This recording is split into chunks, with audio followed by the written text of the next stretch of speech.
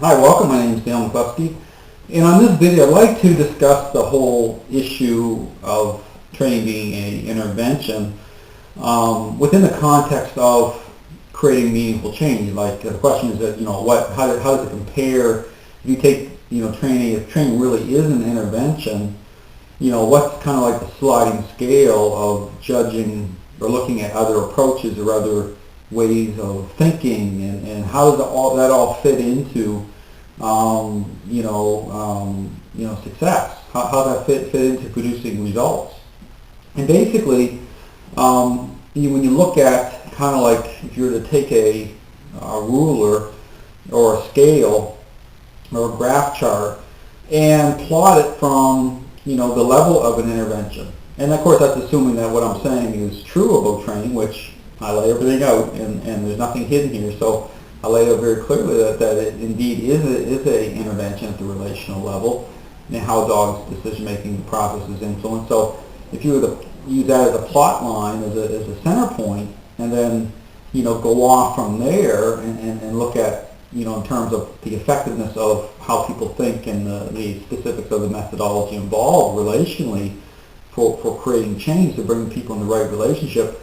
What you would do is scaling off that, okay, from one extreme to the other. That's why I talk about why clickers and why food training is so problematic, okay, and that really represents as far away as you can go from treating training as an intervention.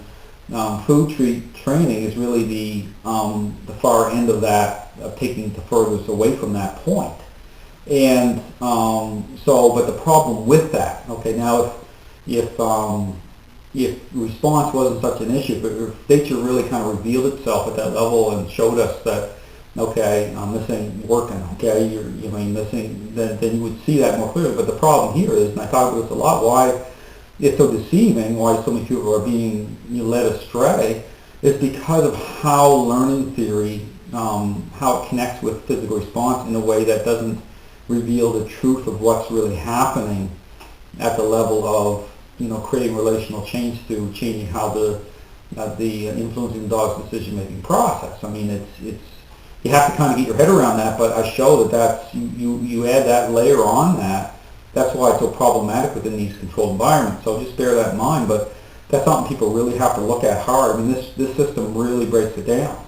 But again, when you look at, okay, going away from the point of the intervention and the effectiveness of any given approach or model, then you get into this whole thing about a correction, okay, and how the interplay of a corrective model, okay, using, people refer to as dominance approaches, using remote collars and pinch collars and choke chains, but not just about understand, it's not just about the devices. The devices are going to represent the thinking. Okay, so for example, if someone decides they're going to use a remote collar, then typically their thinking is going to be following the path of change, because their thinking is relying more in an authoritative way. They're becoming like a stronger parent. Okay, so that's important to keep in mind. So when you follow this kind of plot line to determine how effective any given approach is within the context of an intervention and relational change, you have to look at the whole corrective ideology, and but then you have to get into the actual proactive nature of it, or reactive nature of it. Okay, so for example, is within a corrective spectrum, the more reactive it is, the less effective it's going to be. Okay, because you're reacting to when the dog's decision-making process hits the tipping point. So you're kind of like chasing the relational tail around, okay, which means that it may not be as effective as it could be. So that's why we look at when I'm making a distinction between relational and corrective influence, okay, and not using commands even, then you'll see it gives you more of a three-dimensional view of what I'm doing. You'll see that I'm not, the proactive nature of what I'm doing is that I'm outside the box, okay? I'm outside the ideological box. That's what makes this system totally unique and kind of stand alone, is the way I approach the dog-human relationship. is the focus is on relational change. Okay, changing up the relationship. Bringing people into right relationships. So the whole thing with behavior modification. See, that's the whole thing. Because that's what I show is the glue that holds everything together is at the relational level, no matter what roadmap you're using. And that's a critical distinction. That's really something people. So even the ebb and flow of the conditioning model. I can show people. It takes it down, breaks it down, and you have to use critical thinking. But if you look at the ebb and flow, how the ebb and flow of someone's mind. Say if you're doing using treats, and at some point you get frustrated and it's not working, and then that in itself can cause a person to change how they think. So influence can actually take hold through that because the person's changing, right? So it's all really understanding the ebb and flow of the psychology and how the person thinks, and then looking at the that kind of spectrum.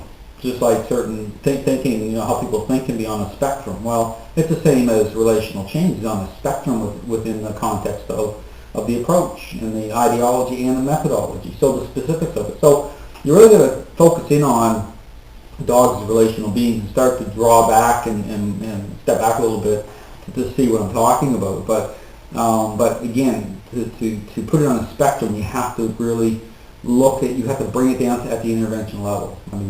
See, that's why I say to people why my system is so effective, because right at the starting gate, it treats training the way that it really is.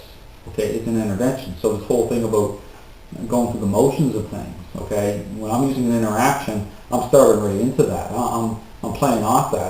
My focus is on at the intervention level. It's not just going through the motions. So if I'm doing a sit, it's the staging area to create my moments. Okay, it's not just doing a sit following a different interpretive script. Okay, through learning. See, that's the whole thing. You have to go deeper. You have to understand what's the context of what you're doing. How is it impacting a dog's decision-making process? So there's dogs are deeper than just what's seen from the surface. It's like nature is that way too. Nature doesn't fully reveal itself to those who are just looking on the outside, looking in and trying to figure things out, because nature doesn't work that way. You're dealing with living beings, living creatures. You're dealing with that's what I talk about. It's like we're more complicated than what we see. You can look at that's why people have a hard time figuring out, say, someone that's very selfish or narcissistic person, because they appear very charming at first. But through the relationship, to develop a personal relationship, then you start to get clarity and say, wow, there's something wrong here. This person's not, the motives for doing what they're doing, they're not lining up. And that's why I'm talking about both physical response with dogs. You look at it, well, this ain't lining up. Nothing really meaningful is changing, because the motives, the underlying motives of what's attached to the response isn't creating anything meaningful. It's just everything's just a power. It's just self-focused. Everything's just a power source. So it follows the same sort of framework. So it's just very, very interesting. There's so many parallels. It's unbelievable. But again, just encourage you to check out my relational model. It'll answer the core questions that people have about what is really influencing meaningful change. What is pushing back on unwanted behavior? What's really at work with bringing us into a point of being successful. So anyway, just something to think about. I hope this video was informative, and I hope you have a great day.